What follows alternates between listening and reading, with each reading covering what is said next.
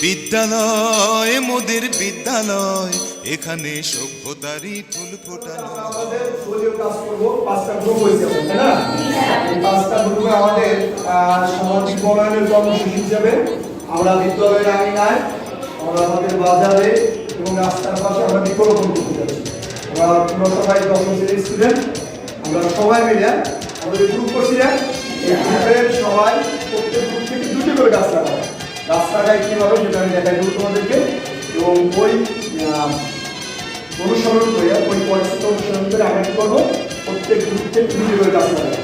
এই 2টি গাছের যত্নের দায়িত্ব তোমাদের প্রত্যেক গ্রুপে।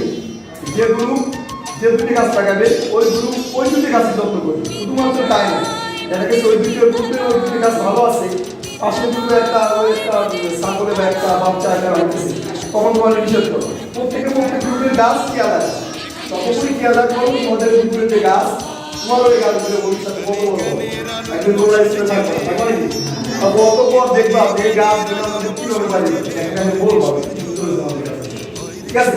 আমরা সবাই রেডি? বিদ্যালয় মোদের বিদ্যালয়, এখানে সভ্যতারই ফুল ফোটানো হয়।